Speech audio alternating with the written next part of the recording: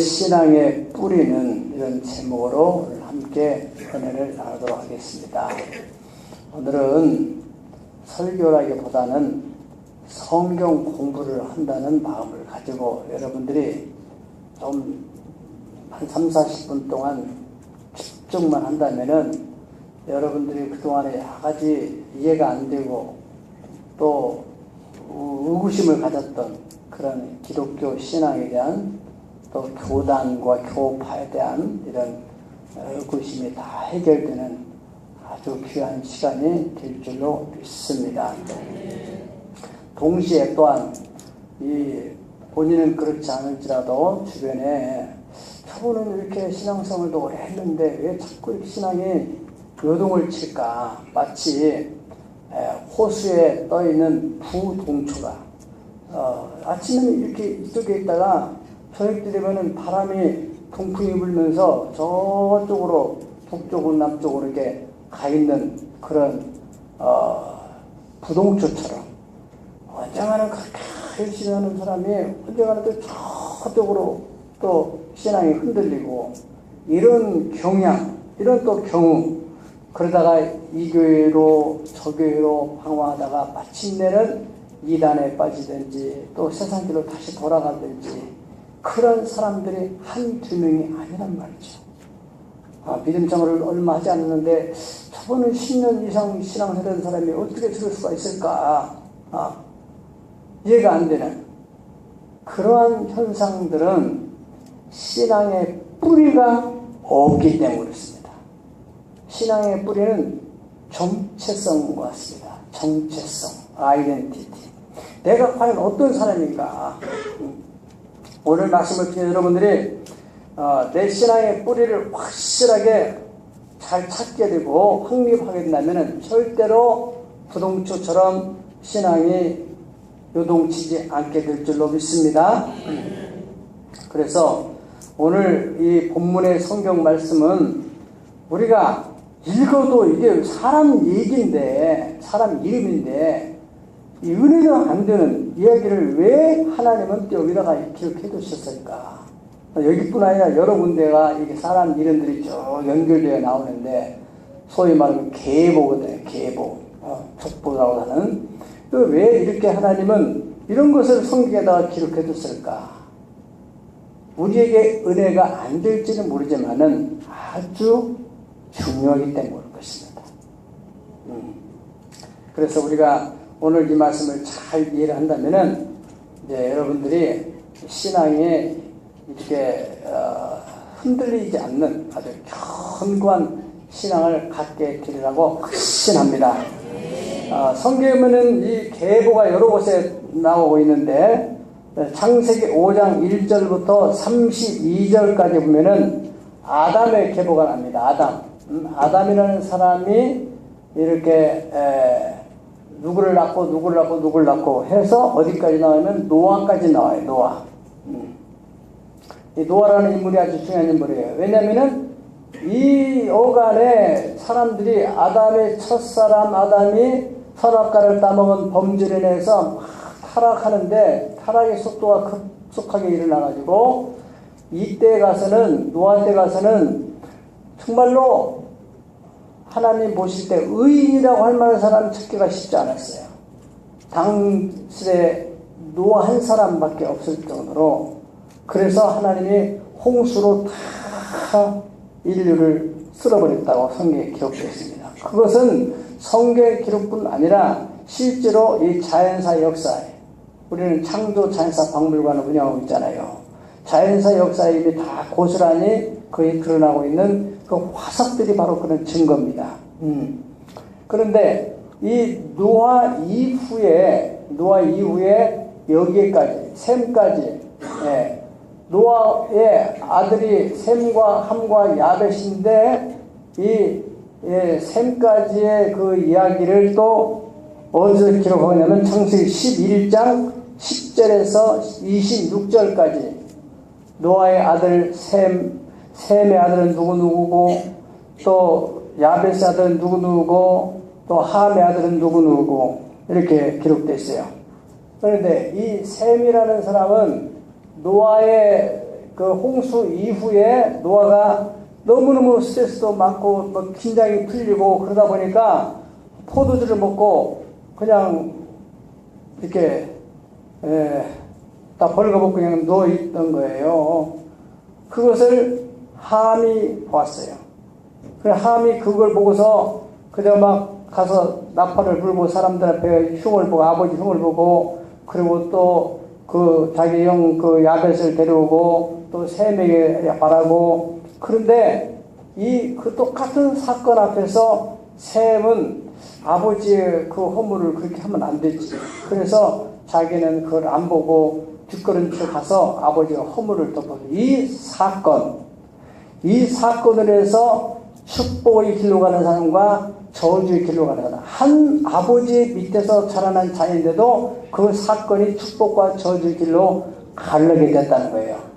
그래서 이제 셈이라는 사람이 대를 이어서 이 셈의 계보를 통하여 아브라함이라는 믿음의 조상이 탄생이 됐다. 이것이 창세기 11장에서부터 11장 10절부터 26절까지 그렇게 기록되어 있습니다. 그 다음에 마태복음 1장 보면 이 아브라함부터 시작해서 다윗에 이어서 예수 그리스도까지의 역사를 마태복음 1장 1절부터 16절까지 기록됐어요. 이게 이제 소위 신학적으로 말하면 구속사라는 겁니다. 구속사. 이렇게 해서 예수님이 이렇게 해서 오셨다. 마태복음 예수님께 오셨다. 그 기록이 되어 있는데 누가복음에 또 보면은 누가복음 3장 23절부터 38절까지 보면은 이게 성경에 계보가 나오는 중에서 크게 지금 네 군데 여러분에게 알려줬는데요. 누가복음 3장에 또 이 계보의 기록은 어떤 특징을 갖냐면은 예수님부터 시작해서 다시 거슬러 올라가서 아담 나오고 아담 그 위에 또 하나님이 계신다. 그러니까 인간은 하나님으로부터 이 세상에 탄생되었다. 인간의 뿌리는 하나님이다. 할렐루야. 이게 창조론이요. 기독교인들은 당연히 이 신앙, 이 지식을 확실히 가지고 있는 사람들이에요. 세상 사람들은 인간이 어디서 왔는지를 모르는 거예요. 뿌리를 모르는 거예요. 그렇기 때문에 자살도 할 수 있는 게 뭐냐면은 죽으면 끝이겠지 뭐. 그럼 우리는 하나님으로부터 왔다. 내 생명은 하나님으로부터 왔다. 할렐루야. 그러한 인식을 하는 사람들은 절대로 함부로 행동할 수 없는 거죠. 그래서 예수님까지 얘기를 여기 누가복음에서는 3장에서는 그렇게 기록했다. 예수님부터 하나님까지로. 그런데 이제 여기 그 예수님이 오시고 난 여기 이 사건이 아주 중요한 사건입니다.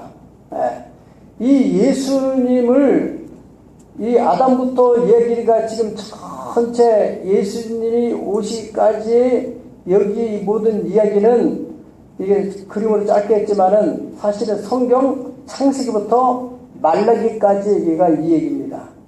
창세기부터 말라기까지를 통해서 다시 구약 성경을 통해서 하나님이 가르치시려는 건 뭐냐면은 첫사람 아담이 범죄해서 모든 사람들은 그때부터 죄에 대한 그 두려움, 그 죄의 값은 사망이라고 하는 그 사망에 대한 두려움으로 인해서 모든 사람들이 죽기를 무서워함으로 일생에 매여 죽음의 사자에게 종노릇하며 살고 있다. 히브리서에 있는 말씀대로 그래서 그 죽음의 문제를 해결할 수 있는 메시아를 이 땅에 보내주겠다 하는 얘기를 구약성경 창세기부터 말라기까지 여러 부분과 여러 모양으로 하나님이 계시합니다. 그 히브리서 1장에 보면은 우리 옛적에 구약성경을 통해서 우리 조상들에게 여러 부분과 여러 모양으로 계시하신 그 예수 하나님께서 마지막 때에는 예수님을 통해서 아들을 통해서 확실히 계시했다. 할렐루야. 그래서 예수님이 이 땅에 오셨어요. 오신 걸 믿으면 아멘 하세요. 역사적인 사건입니다. 예수님 오신 이 사건을 예수님을 구약에서 계시하신 메시아 인간의 죄를 해결하고 인간이 범죄함으로 죽게 된 죽음의 문제를 해결해서 영원한 생명으로 이어가게 하는, 영생으로 이어가게 하시는 분이 바로 예수님이라는 것을 받아들이는 사람은 바로 그리스도인이야, 기독교인이야. 그래 구약성경을 다 외우고 다 역사를 뚫고 있지만은 예수 그리스도를 구세주로 받아들이지 않는 사람들이 있다 이거예요. 그런 사람들은 유대교에 머물러 있다는 것입니다.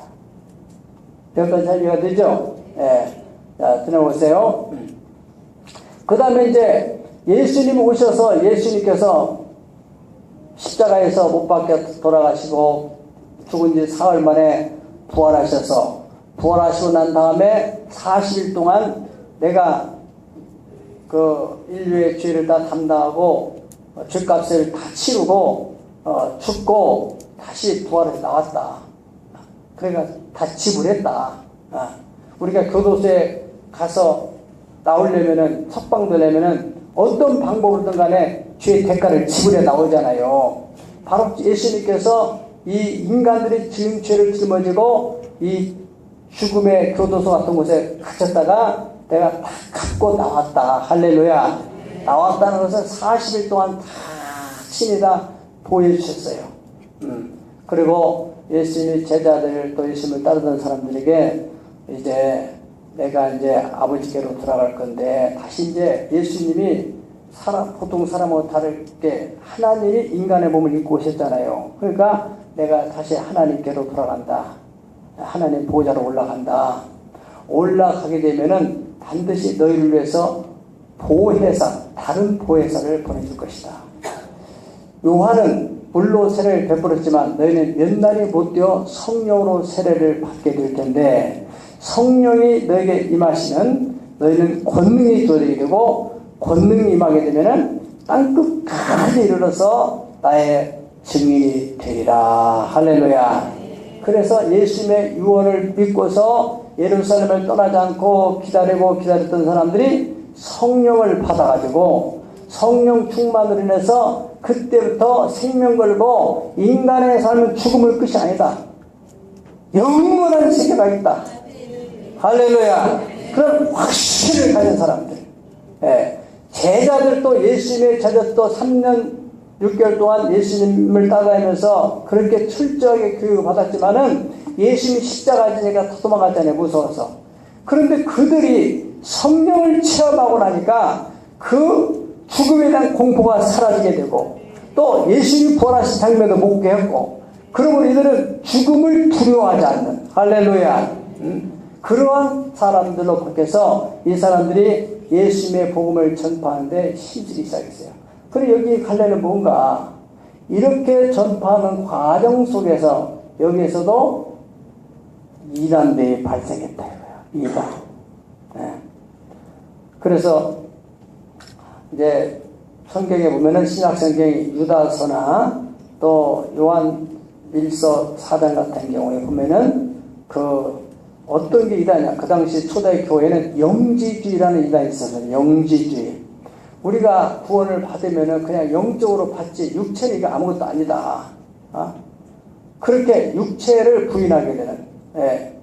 이제 그런 비슷한 교리를 가지고 있는 것이 지난번에 세월의 사건을 일으켰던 유병은 그 구원파 침례교 그런 사람들도 그런 사상을 좀 많이 가지고 있었어요. 그래서 우리는 구원을 받았기 때문에 그 이후에는 아무렇게 살아도 관계없다. 얼마나 좋아요. 그대로만 한다면. 이런 것이 바로 잘못된, 예. 인간은 그래서 우리는 육체와 영과 혼이 그리스도 예수의 날까지 거룩하게 보존되기를 원한다는 것입니다. 그래서 여러분들이 정통적으로 신앙생활하는 사람들은 영혼이 구원받은 건 당연하지만은 육체는 영혼이 입고 있는 옷과 같은 것인데 육체가 무너져 버리면 영혼은 떠나야 돼요. 그 육체가 왜 이렇게 건강해야 되느냐? 하나님 아버지 집에 갈 때까지 하나님이 내게 주신 나를 구원하신 목적이 있다 이거야. 그 미션을 성취하기까지는 우리가 건강한 몸을 유지해야 된다는 거야. 그냥 맹목적으로 오래 산다는 그게 의미가 있는 것이 아니라 하나님의 미션을 감당하기 위해서 건강을 주셔야 된다. 할렐루야. 네, 그러한 부분에 대해서 우리가 이제 이 요한 1서 4장 1절부터 3절까지 한번 여러분 보시겠어요? 구약 신약성경 요한 1서는 요한계시록 바로 전에 있습니다. 4장. 자, 여기 보십시다. 시작. 사랑하는 자들아, 영을 다 믿지 말고 오직 영들이 하나님께 속하였는가 분별해라. 많은 거짓 선자가 세상에 나왔습니다. 바로 이 초대 교회 때도 거짓 선자들이 많이, 요즘 말하면 거짓 목사들이라고 하시겠죠. 이로써 너희가 하나님의 영을 알지니 곧 예수 그리스도께서 육체로 오신 것을 시인하는 영마다 하나님께 속하는 것이요. 할렐루야. 여기 계세요. 예수를 시인하지 않는 영마다 하나님께 속한 것이 아니니 이것이 곧 적 그리스도의 영이니라.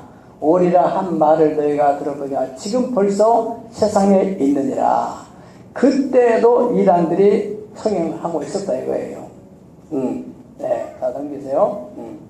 그래서 이제 그럼에도 불구하고 성령 체험을 하고 정상적인 크리스찬들은 생명을 걸고 복음을 전하게 됐어요. 믿습니까? 네. 오늘날 여러분들이 지금 이 어떤 신앙이 지금 정통적인 신앙인가, 내 신앙의 뿌리가 지금 어디 있는가를 잘 확인해서 내 신앙의 뿌리가 잘못된 곳에 뿌리를 내리고 있다면 빨리 이 정통적인 신앙의 바탕에다 뿌리를 내려야 될 줄 믿습니다. 그래야 신앙이 요동치지 않니. 그래, 이런 요동스러운, 여기도 상당히 혼란스러운 정체성의 혼란. 예수님이 정말 그리스도가 맞냐 안 맞냐, 뭐 예수님이 육체로 온 게 아니고 영으로만 왔느냐, 영으로 해결했느냐, 뭐 이런 혼란 속에서 그 성령 체험에서 정상적으로 가는 이 사람들에 의해서 복음이 전파되기 시작했다. 복음이. 예. 복음이 예수님이 말씀하신 땅끝까지 복음을 전하라 해서 예수님이 명령을 따라서 공간적으로는 땅끝까지, 시간적으로는 예수님의 재림일 때까지. 그러나 정말 정상적으로 신앙의 정통신앙을 한 사람들은 예수님이 다시 오신다. 예수님이 나를 구원하셨다. 예수님이 나를 구원하신다는 나를 향해선 예수님 오실 때까지 해야 할 사명이 있다. 그래서 그 사명을 향해서 가는 사람들. 지금도 그때부터 지금까지 우리가 지금 여기 복음을 받아들인 것은 이 사람들에 의해서 여기까지 한국 땅까지 복음이 온 겁니다. 지금도 한국 땅에서 복음이 전파되는 사람들은 바로 이러한 사명감을 가지고 있는 정통신앙인들에 의해서 복음이 전파됩니다. 물론 잘못된 이단들에 의해서 전파되는 복음이 아니죠. 그건. 믿습니까? 자, 그래서 재림의 때까지 계속 복음을 전파하는 과정 속에서 계세요. 여기에 이 사람이 중요한 사람입니다. 바울이라는 사람, 사도 바울이라는 사람이 예수님의 제자들은 이제 유대까지 복음을 전했어요. 베드로는 유대의 영역까지. 네. 그런데 사도 바울이 변화되면서 사도 바울이 그 하나님이 그에게 주신 미션은 예루살렘 유대까지 넘어서 사마리아 땅끝까지. 그래서 사도 바울이 변화되면서부터 시작해가지고 이제 소아시아에는 터키. 그래서 여러분 성경에는 에베소 교회, 고린도 교회, 데살로니가 교회, 뭐 또 빌라델비아 교회, 또 빌립보 교회 이런 교회들이 나오잖아요. 성경에 교회 뭐 빌라델 교회들에게 편지하는 뭐 이런 내용들이 나오죠. 이게 다 소아시아, 요즘은 터키 지역까지 교회를 막 세우고 1차, 2차, 3차 선교를 통해서 교회를 세워나가는 겁니다. 사도 바울이. 예. 그리고 마침내 사도 바울의 비전은 로마로까지 가는. 그 로마 실장 보면은 로마에 가기를 그렇게 바라고 고대하고 있었던 거예요. 그래서 마침내 바울 사도가 로마에 가서 복음을 전하고 그리고 거기서 순교를 하고 세상을 떠나게 됐습니다. 예, 그 당시에 물론 초대 여기 예수님 당시부터 시작했지만은 여기까지 당시에 그 팔레스타인 예수님이 살던 그 동네에도 역시 로마가 지배하고 있던 지역인데 당시에 그 로마 황제들이 얼마나 박해를 했는지 그 박해를 해서 크리스찬들이 도대체가 이렇게 평상시 보통 생활을 할 수 없을 만큼, 그래서 크리스찬들이 그 신앙을 지키기 위해서 피할 데가 없는 거예요.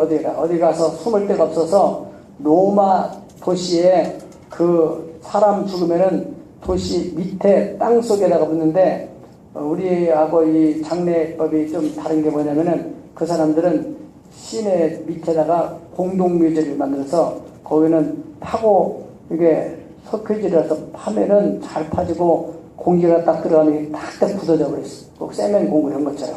그래 계속 파고 들어가 사람을 묻었는데 숨을 데가 없으니까 골로 들어가 버리는 거예요. 골로.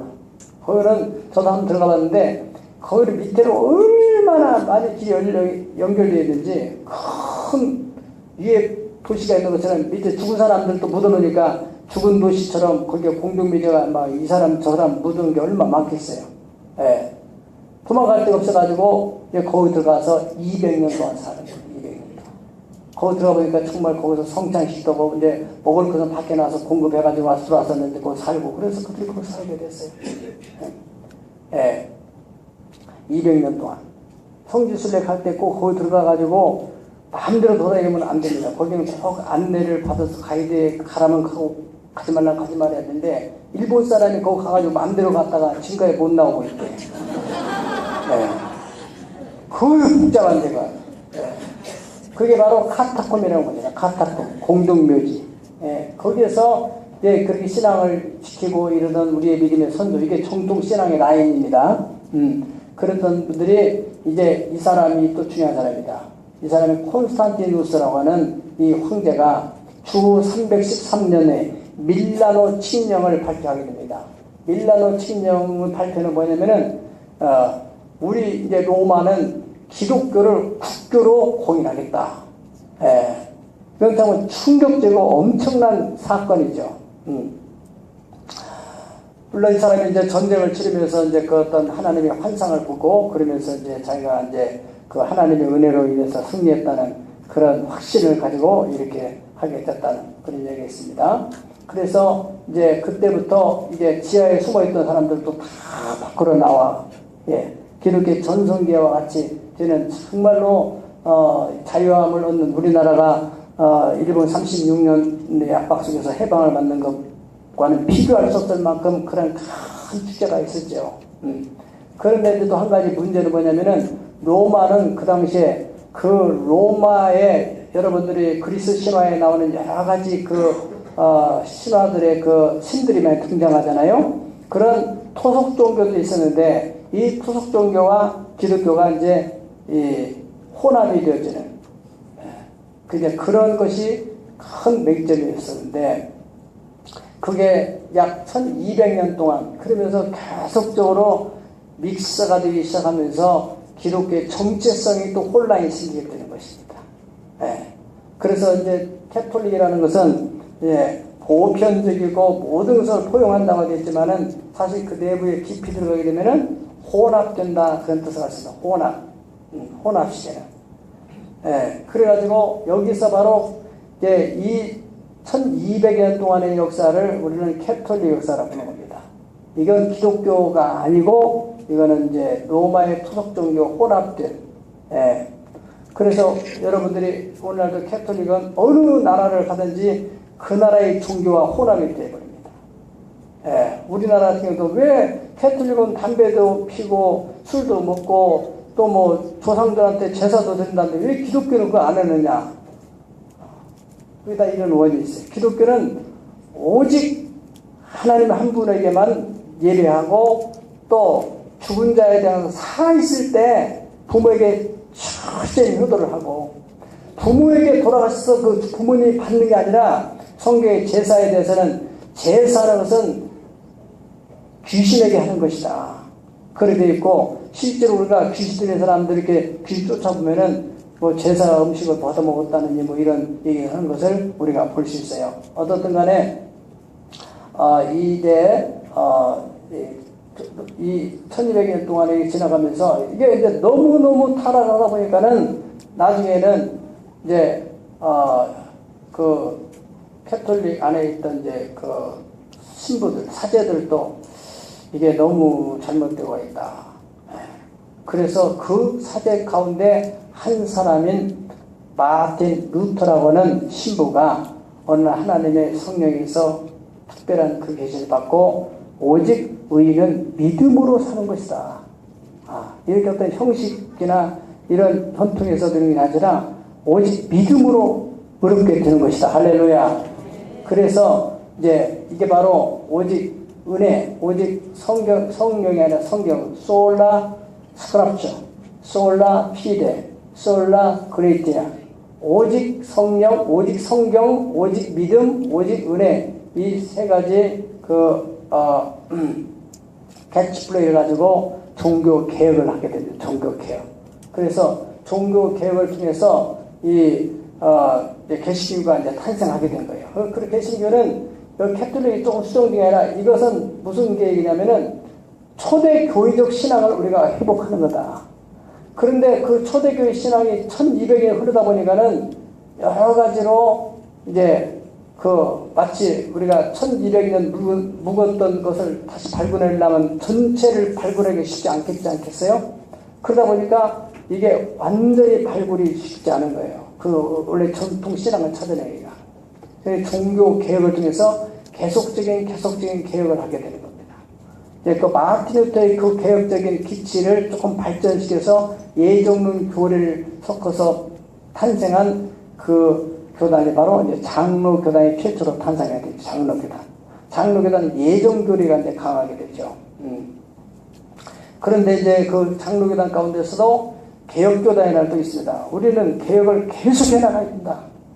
그래서 계속적인 개혁을 기치로 내걸고 하는 장로교단은 지금 이렇게 저렇게만 하다 보니까 지금 현재에도 우리 한국만 하더라도 장로교단, 내건교단이 약 130, 40개쯤 돼가서 자기들도 어떤 교단, 어떤 건지 모른다는 거예요. 그렇기 때문에 이단들도 그런 교단에 숨어 들어가 있는 거죠. 그래서 장로교도 그 교단의 어떤 정통적인 교단, 어느 소속인지, 또 어느 신학교를 공부했는지, 그것을 잘 찾아야만 여러분들이 혼란스럽지 않게 됩니다. 신천지 같은 경우도 장로교라는 간판을 내걸고 들어가게 되는. 그러니까 장로교는 사람들이 우리 한국에서는 제일 많은 교단이기 때문에 사람들이 그냥 편하게 그런 데 접근하기 쉽단 말이죠. 그런 것들을 잘 알아야 되겠습니다. 그리고 장로교의 생깁니다. 그 다음에 이제 여기서 또 이 과정 속에서도 여러 또 발전 과정에 이단들이 막 또 발생하는 겁니다. 여기에도.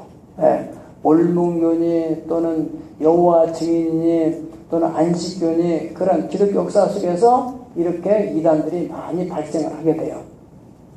아시겠죠? 그런 것들이 지금 우리나라에 들어와 있는 것도 있고 우리나라에 안 들어오고 이단들이 저 외국에서 있는 그런 기관도 있고. 그런데 이렇게 계속 여기서부터 지금 계속해서 마틴 루터 이후부터 계속 유럽 사회에서는 이 종교 개혁의 운동들이 계속 일어나고 있는 겁니다. 여기 이제 헨리 8세가 또 이제 영국의 헨리 8세라는 그 왕이 이제 개혁 운동을 하는 그런 일을 하는 중에서도 역시 이분도 어떤 그 나라를 어떻게 이 초대교적인 그 영성을 잘 모르기 때문에 예배를 할 때도 미사식으로 예배를 하게 되고 이제 그분이 세상을 떠나서 그 다음에 엘리자베스 여왕이 이제 등장을 하게 되는데 이분이 이제 영국 성공회를 국교로 선포를 하게 됐어요. 영국 성공회는 우리나라도 성공회가 있는데 이 성공회는 외형적으로는 캐톨릭하고 같지만은 내부적으로 우리 개신교와 같습니다.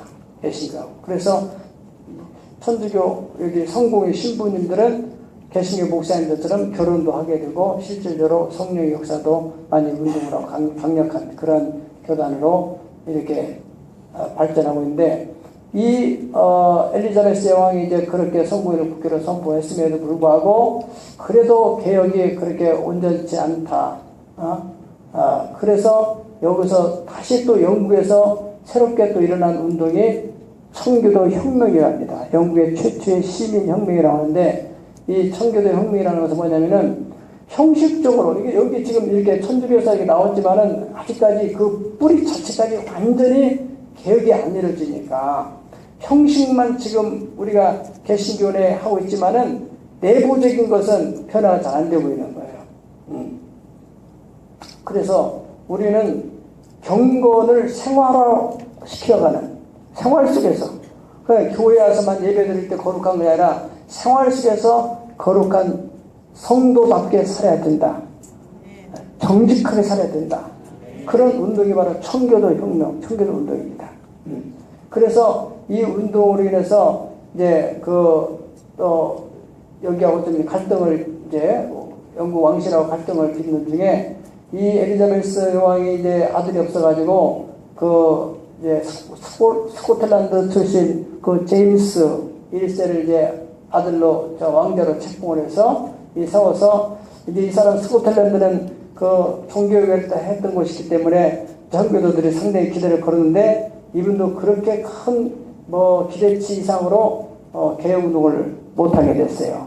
그러나 이 제임스 1세 왕은 나름대로 킹 제임스 이 성경을 번역하는데 또 공을 세운 사람입니다. 여러분 요즘날도 이 킹 제임스 버전이라는 성경이 있죠. 이분이 바로 이제 번역을 한 사람. 1611년에 그 다음에 넘기면은 여기에 이제 1620년에 드디어 이 청교도들이 도저히 유럽 땅에서는 우리가 정말로 이 개혁의 한계가 있다. 그래가지고 이 사람들이 뜻이 서로 통하는 사람들이 모여가지고 메이플라워라고 하는 배를 구입을 해가지고 그 배를 타고 1620년 9월 20일에 메이플라워 영국 플리머스 항구를 출항해서 이제 철저한 경건운동으로 하나님의 축복으로 저 미국에 이제 딱 안착을 하게 됩니다. 미국에 들어가서 미국에서 이 사람들이 정말 경건하게 살고 또 하나님을 경외하고 그런 중에 교회가 부흥이 일어나면서 또 동시에 경제의 발전을 이루게 되고 그러던 가운데 하나님의 축복으로 그 미국이라는 나라가 그 당시에는 정말로 영국이 지배를 받은 식민지였던 그 나라가 훗날에는 세계 최강의 나라가 된단 말이죠. 할렐루야. 그래서 여기서부터 미국을 중심으로 해서 이 부흥의 축이 이제는 미국으로 와서는 미국에서 계속 부흥의 불길이 일어난 중에 그 가운데서 이게 이제 1885년 약 200여 년이 여기서부터 약 200년이 흘러는 후에 미국이 큰 부흥하면서 그 은혜를 받은 사람 중에서 일부 중에 1885년 4월 5일 날 인천 제물포항에 언더우드 장로교 선교사와 감리교에서 파송한 아펜셀라 선교사가 이 부활절날 아침에 여기에 한국에 도착하게 됐어요. 그래가지고 이분들에게서 이제 한국 조선방도가 그때부터 이제 복음이 전파되기 시작했어요. 한국 땅에서. 그래서 여기서 이제 복음이 이렇게 서울 인천에서 들어가지고 서울에 도착가지고 이제 서울로 올라가서 서울에 이제 연희전문학교 지금 연세대학교 본신 연희전문학교와 또 이제 서울에 세문학교이니 이런 종로교인 이런 교들이 많이 생기게 됐죠. 장로교도 감리교는 감리교대로 이제 병원이나 학교 같은 데를 많이 세우게 되는 그런 운동을 하게 됐어요. 여기는 교회 운동, 여기는 병원 학교 쪽으로. 그 다음에 이제 여기에 보면은 이제 이후에 이분들만 들어 끝나게 아니라 이후에도 계속해서 외부의 선교사들이 많이 들어왔어요. 순복음 계통의 선교사, 침례 계통의 선교사, 구세군 계통, 루터교 이런 선교사들이 한국에 많이 들어가지고 여러 교단들이 전국에 다 퍼지고 저 전주로 내려가고 부산으로 내려가고 이래가지고 큰 도시 거점을 중심으로 해서 이 선교운동을 펼치게 돼서 여러 교단들에게 한국교회를 만들어가고 있었던 것이거든요.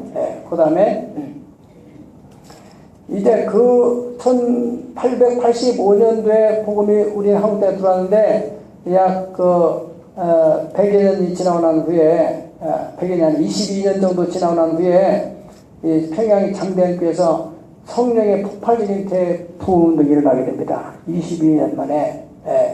그러면서 여기에 이제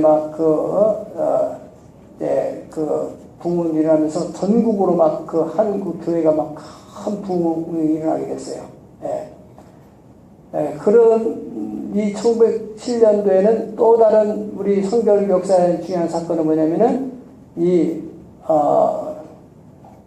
길보름과 카우만이라고 하는 부부인데요. 이 사람들이 미국에 이제 부흥운동이 한창 일어날 때 그 무디라는 부흥사도 있잖아요. 무디가 평생에 100만 명을 전도했다는 그 무디의 그런 신앙적 영향을 받았던 이 부부가 은혜를 받고 하나님의 비전을 받고 동양의 복음화를 위해서 자기가 헌신하겠다. 그래가지고 동양 당시 잘 나가던 일본의 동경에다가 동양 성서학교를 시작했어요. 동양 성서학교를 시작했는데 우리나라의 김상준 정비인하고는 청년이 돈 벌러 일본에 갔다가 은혜 받고 거기서 이 사람들이 신학 공부를 해가지고 이제 한국으로 들어와가지고 한국의 서울의 동대문 그 무교동에다가 전도운동을 시작합니다. 1907년도 5월 30일. 여기서가 이제 여기는 바로 성결교의 뿌리예요.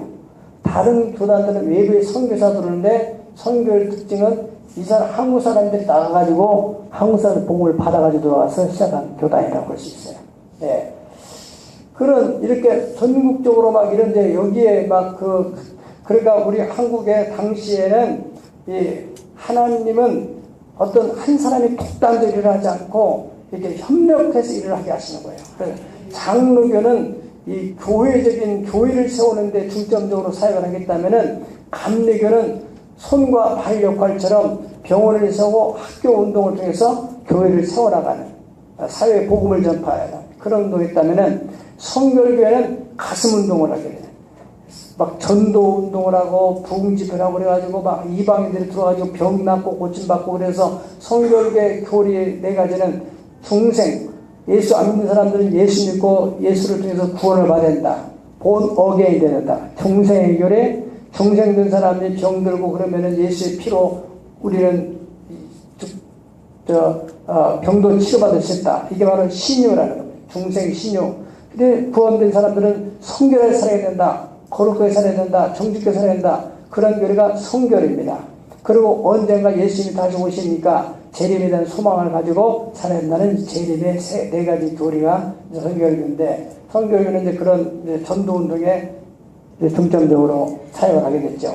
네. 이렇게 막 폭발적으로 한국교회가 편화되는 와중에 막 은혜 받고 산에 가서 기도하고 막 이러다 보니까 또 거기에 악령이 틈타가지고 여기 한국에서 또 다른 이단이 발생하게 된 거예요.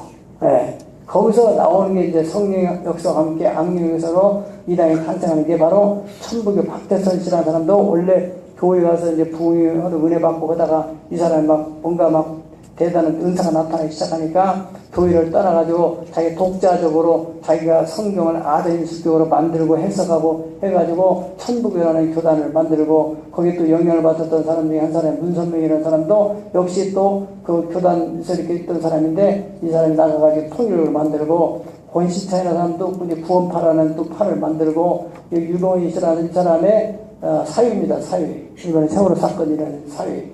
또 이 구원파 중에 이제 침례계통이 되기는 구원파 중에 이 박옥수라는 사람은 또 다른 지금 요즘에도 계속 활약하고 있는 사람입니다. 침례교.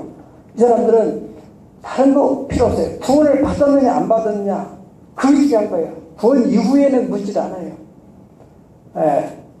그래서 교회는 다 했는데 이 구원에 대한 확신이 없는 성도들이 획가닥하고 넘어간단 말이죠. 그래서 여기도 굉장히 지금 세력을 확장시키는데 안산호에는 하나님의 교회라는 또 이 교주가 나타나가지고 자기가 이제 하나님으로 이렇게 해가지고 이 사람 죽으니까 이 사람 부인이 또 하나님 어머니가 또 나타나가지고 이 교회를 이끌어가고 있고요. 또 이만이라는 사람이 또 이런 영향을 받아서 나온 사람인데 신천지 또 외부에서 온 이단들 여호와의 안식교 몰몬교 이런 이단들이 계속해서 지금 퍼져나가고 있는 실정이 있다 하는 것입니다. 자, 그러면 이제 우리가 넘기세요. 내 신앙의 뿌리는 과연 어떤 것이냐? 다시 말하면은 다시 거꾸로 돌려보세요. 거꾸로 돌려보세요. 네.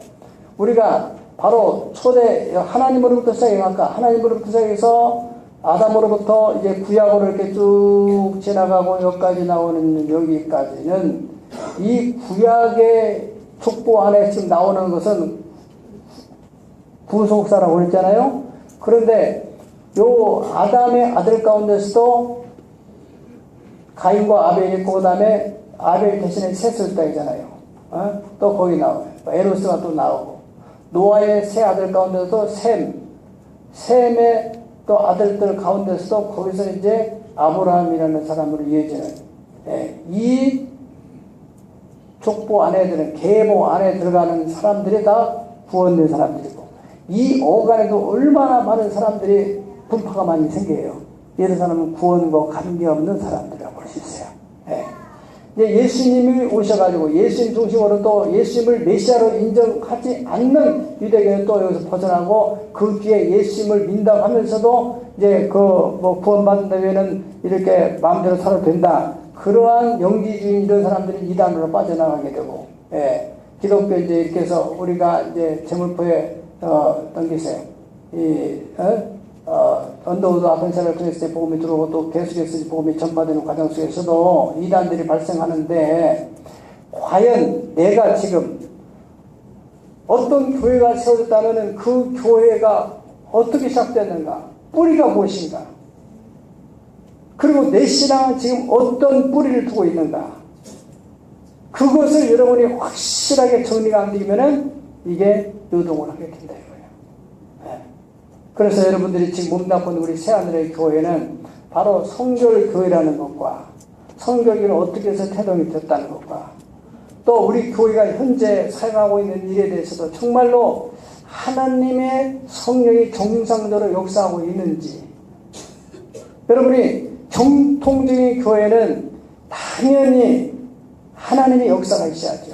하나님이 위해서 시작했으니까. 믿으면 아멘 하세요. 그래서 이제 뒤로 딱 넘겨보세요. 뒤로 넘기세요. 더 넘기세요. 완전히 뒤로 넘겨요. 넘기세요. 자, 내 신앙의 뿌리는 어디 두고 있는가? 첫째로, 여기에 내 육체는, 내 몸은 도대체 어디서 왔는가? 그것부터 본래 정리해야 되겠어요. 내 몸이 어디서 왔어요? 내 육체의 뿌리가 어디서 왔어요? 하나님에서 왔다 있잖아요. 원수한테 온 거 아니란 말이죠. 어떤 미생물에서 온 것이 아니고, 확실하게 아담의 뿌리를 타고 올라가 보니까, 누가복음 3장에 보니까 그 아담 위에 하나님에 의해서 아담이 창조되었다. 그 아담의 혈통을 통해서 결국에는 나라는 존재가 오늘 이 땅에 태어나게 됐다. 아멘. 그러면 내 영혼, 내가 아담 그 자체로는 죽음으로 지옥에 가는 거예요. 이 땅에 살다가 죽으면 지옥 가는 거예요. 뭐 때문에? 죄의 삭은 사망을 했기 때문에. 그러면은 내 영혼이 중요한데, 내 영혼의 뿌리를 어디에 두고 있느냐? 여러분의 영혼의 뿌리는 어디에 둬야 되느냐? 내 영혼의 뿌리는 바로 예수 그리스도. 할렐루야. 예수 그리스도에, 여러분들이 여기 새하늘의 교회에서 여러분의 추적에서 올라가게 되면은 내 영혼의 뿌리가 예수가 나와야 되는 거예요. 예수. 새하늘의 교회가 30여 년 세워졌다. 그러면은 그 새하늘의 교회를 세우게 된 목사는 어디서 신앙을 했고, 어디서 신앙적 영향을 받았고, 어디서부터 어떻게 신앙생활을 했고, 이 뿌리를 찾아야만이 당연히 교단 안에 있지만은 그 목사가 어떠한 신앙관을 가지고 있냐에 따라서 그 교회의 칼라가 결정되는 거예요.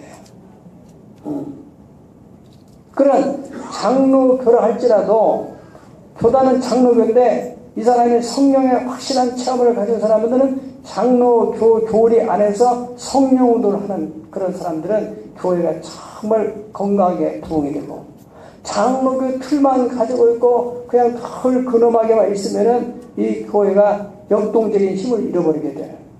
그러니까 우리가 여기까지는 우리가 정상적으로 볼 수가 있다. 다 보편적인 교회, 다시 말하면은 일반적인 교회들이 우리 육체의 뿌리는 하나님이다. 우리 영혼의 뿌리는 예수 그리스도다.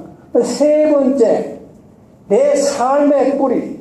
삶이라는 것은 내 삶이 형통하느냐 형통하지 못하느냐. 성경에서는 하나님께서, 예수님께서 우리의 죄와 저주를 담당했기 때문에 예수 그리스도에서 우리가 치유로 일어날 뿐 아니라 우리가 예수님이 저주를 당했기 때문에 당연히 우리가 하나님의 복을 받아야 되는데, 그렇게 삶의 변화가 일어나는, 심령의 변화와 삶의 변화가 일어나는 이 변화는 누가 주도하느냐? 성령이 주도한대요. 우리가 예수님이 승천하는 후에 보혜사 성령이 되겠단 말이죠. 예수님이 구원했기 때문에 다 끝난 게 아닙니다. 예수님이 성령에 대한 얘기를 하셨고 성령의 확실한 체험이 있던 사람들이 생명을 걸고 거룩한 운동을 일으켜서 오늘날까지 왔는데 오늘날도 그 성령의 역사가 지속되고 하고 있느냐 지속되지 못하느냐 따라서 정통적인 교회냐 정통적인 교회가 아니냐 이것을 가늠할 수 있다는 거예요. 정면입니다. 여러분 왜냐 교회를 다니기만 하면 되는 것이 아니란 말이죠. 그 교회 안에서 오직 사람이 거듭나게 되고 변화가 일어나선 성령의 역사가 하면 안 되는 거예요.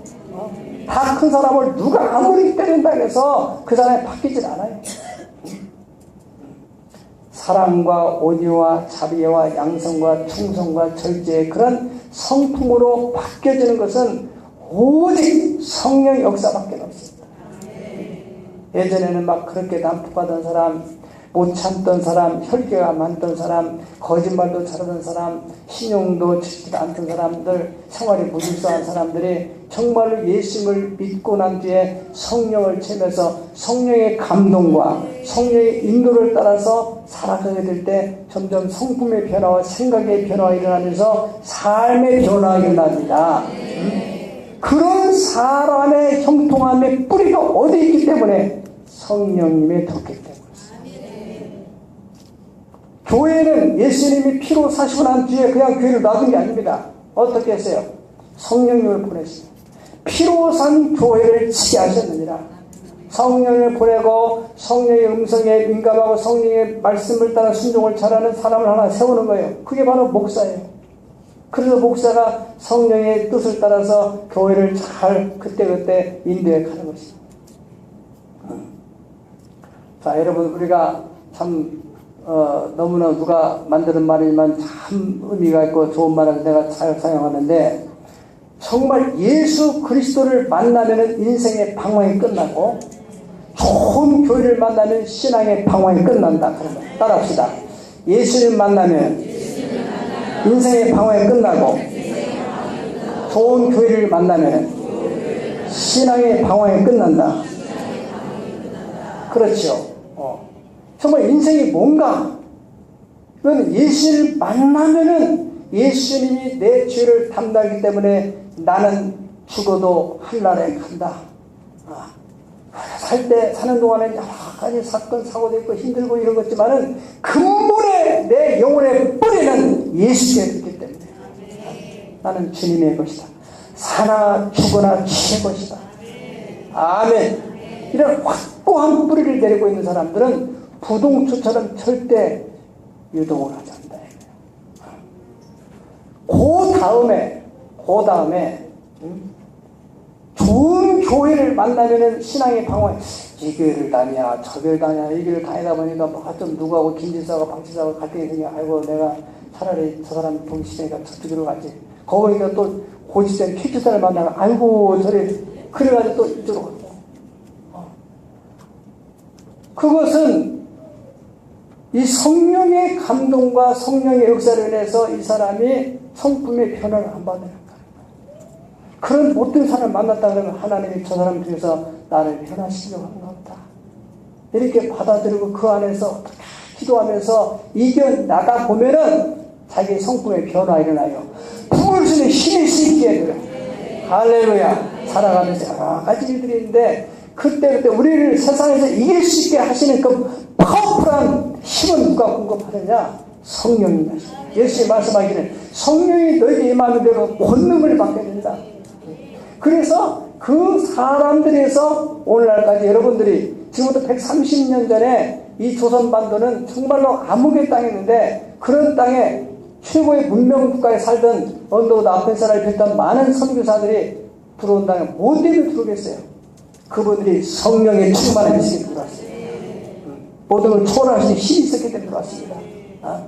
도대체가 생활할 수 없는 지금 우리가 후진국 가면은 정말 생활이 불편하잖아요. 그거하고는 비교할 수 없을 정도로 우리나라 당시에 우리 어렸을 적만 하더라도 100년은 그만두고 30년 40년만 들어 얼마나 힘들게 살았어요 우리가요. 그분 그보다도 몇십 배 더 힘든 그런 상황에서 그들이 견딜 수 있었던 그 힘은 무엇이겠어요? 성령의 능력이죠. 자녀들을 잃고 심지어는 자기 생명까지 잃고 그런데도 불구하고 물러지 않고 나는 죽으면 조선반대에 묻히겠다. 그런 사람들이 양화진 묘지에 가면은 뭐 잠들고 있잖아요. 하나님께서 그런 사람들에게 성령의 감동으로 말미암아 이 땅을 위해서 헌신하게 만들고 순교하게 만들고 그래서 이 땅이 우리나라 같이 이만큼 이 교회가 부흥되고 또 경제적으로 발전할 수 있다는 것을 우리는 믿습니다. 자, 여러분들이 어느 교회에서 어떻게 신앙활동을 하는 우리가 이단이라는 오늘 저녁에 이단에 대해서 이제 구체적으로 가르칠 텐데 교회 똑같은 교회인데 뭐 거기도 하면 성경 뭐 하더라. 성경 보다 보니까 헛되게 은혜가 되는지 모르겠더라. 또 거기 목사님도 거기 가 있더라. 전도사는 말할 수 없더라. 거기서 장로 수석하고 성경 공부가 얼마나 은혜신지 모르겠더라. 그런데 거기에 성경 공부를 하다 보면 마지막 그 끝에 들어가 보면 반드시 예수님이 서야 할 자리에 교주가 들어가 있는 거예요. 그렇게 돼 있어요. 그 교주가 어떻게 그를 구원하냐 말이죠. 이것만 여러분이 정리가 된다 할지라도 절대로 신앙이 요동차게 될지 믿습니다. 다시 한번 예수를 만나면 인생의 방황이 끝나고 좋은 교회를 만나면 신앙의 방황이 끝난다. 아멘. 여러분들이 우리 교회가 정말 이런 이 지역사회에서 30년 역사 속에서 이미 다 검증이 돼서 우리 자녀들을 변화되어 가는 걸 보고 또 하나님께서 이번에 영어 캠프를 통해서 그 외국인 원어민 교사들을 7명이나 보내는 건 그 사람들이 그냥 오는 것 같지만 배후에서는 하나님이 감동을 줬어요. 우리 교회로 하여금 사역을 감당해서 이 지역에 있는 아이들에게 비전을 주고 다음 세대를 일으키려고 하는 하나님의 계획이 없이 일어날 수 없는 것입니다.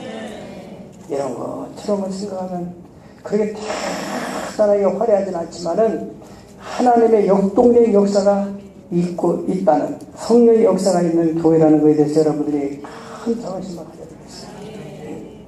그런 점에서 오늘 역대상의 이 족보를 통해서 하나님 우리에게 주시려는 것은 과연 네 신앙의 뿌리는 지금 어디냐?